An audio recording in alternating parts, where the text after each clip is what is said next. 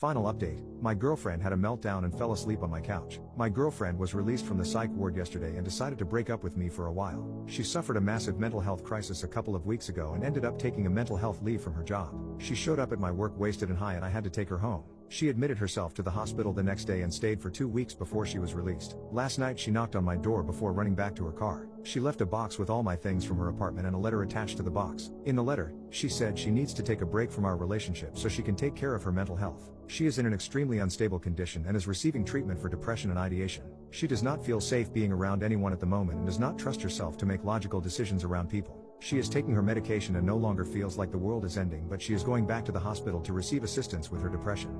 She is also going to start eating full meals again and try to put on weight. The next 3 pages of the letter were filled with her expressing her love for me and apologizing for her behavior. Because she knows I do not want substances anywhere near my apartment, she asked one of her coworkers about a person they know who sells white stuff and she bought a gram.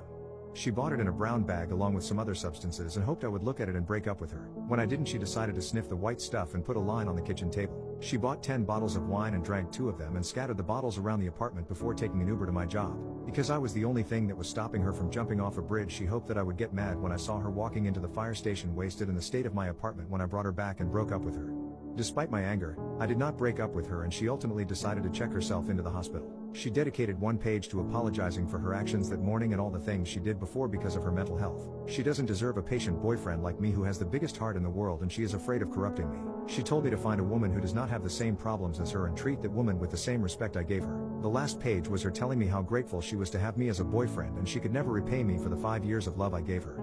She does not know when she's going to feel ready to be in my presence again and told me not to come to her house to talk to me. She also drew a portrait of me while she was in the hospital and attached it to the letter. I started crying in a way I haven't since I was a kid. I knew what I was getting into when I met her and I never held her mental health against her. She always told me what emotions she was feeling and it helped our relationship greatly. This is a very serious situation and I am glad she recognized she needs professional support instead of trying to deal with it all by herself.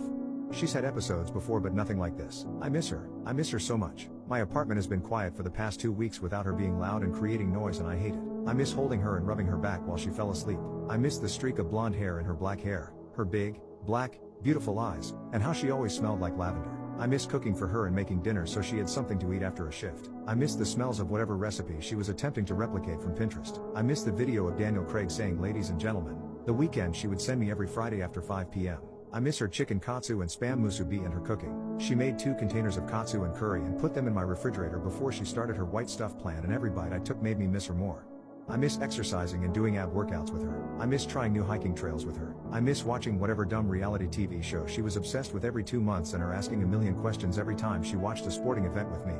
She was the love of my life and my life feels incomplete without her. I told my mom and younger sister we were taking a break and both of them said she feels like a member of our family. I miss her. The last 4 years have been the happiest times of my life and now all I feel is numbness and sadness. Whenever we had disagreements they never lasted more than 2 days and we apologize if one of us said something mean. She was the place I called home and the only person I feel safe confiding in, and now she's gone for I don't know how long. I want to be right by her side, giving her a hug and telling her how strong and beautiful she is, but I can't. I know she's serious about improving her mental health and she's making an effort to get her, so that makes me feel a sense of peace.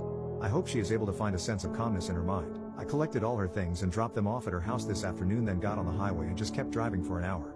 No music or anything, just the sound of cars and my thoughts. She deserves to be happy and feel like she wants to live. It hurts to live without her.